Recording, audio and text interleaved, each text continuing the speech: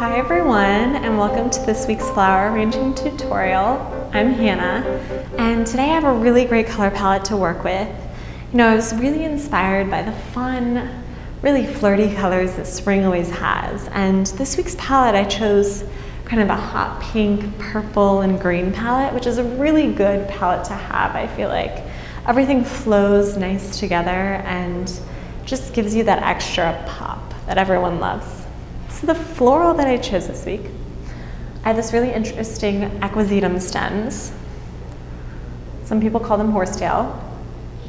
I have a nice stem of mocara orchids, hot pink tulips, hot pink gerberas, and then I have some Ming fern. I also would do foxtail fern. It's also a good alternative to this.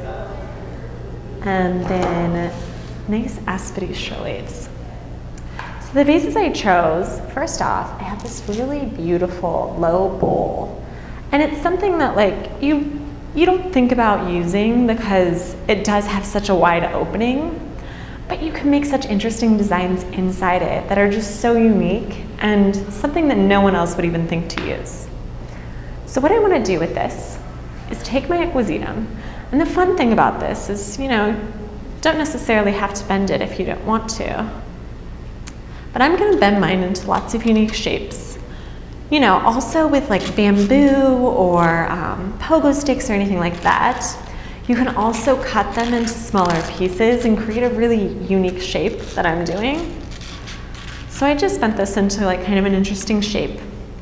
With bamboo, you could always cut it into multiple pieces and make it into a nice little grouping, and it would also serve the same purpose. But the whole reason that we're doing this is to hold up our nice Gerber daisies. So, you know, I'm just gonna fold these into different interesting shapes.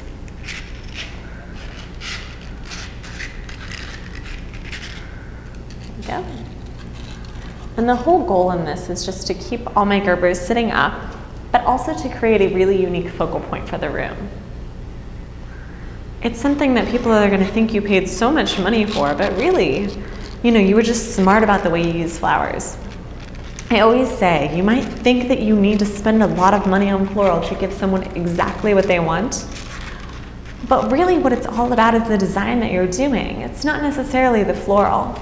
If you can think outside the box and use the floral in a different way, you'll be much more successful doing your designs than otherwise. So I've created this nice little lattice in here.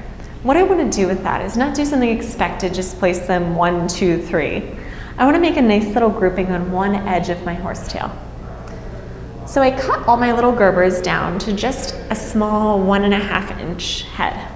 Enough that they can drink, but also enough that they can stand up. So I'm just placing it on one side of the equisetum. And then I'm going to do a grouping of the 3, making sure that all of my stems are able to drink. There we go. And now I have this nice, really unique grouping that's perfect for a coffee table. It won't get in the way, but it's also a really unique focal point.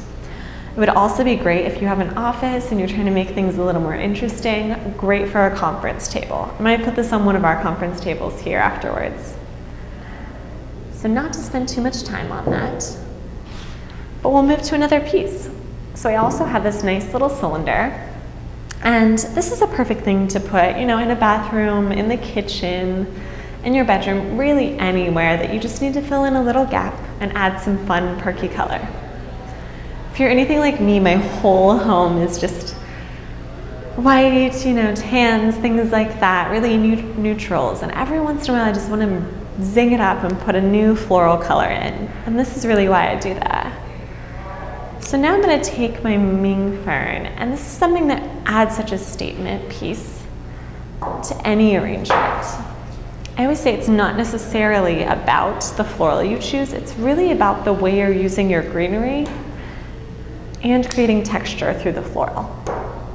So you'll see even just this fern is so impactful and it adds so much depth.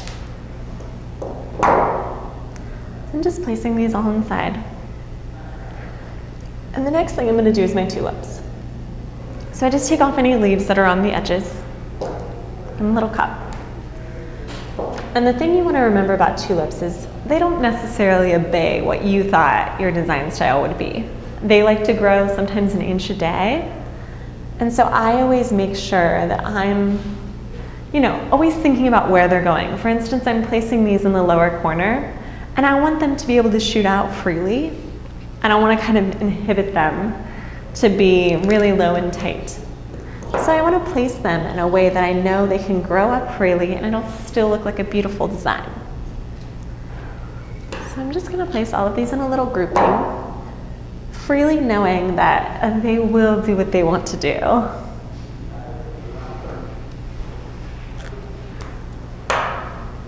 Here we go. There we go. You could also use these in a low bowl piece like this and kind of make a swirl of the tulips. The stems aren't necessarily that tough, so you can give a little bit of bend. I mean, not a break, but a little bit of bend to do something really unique and modern as well.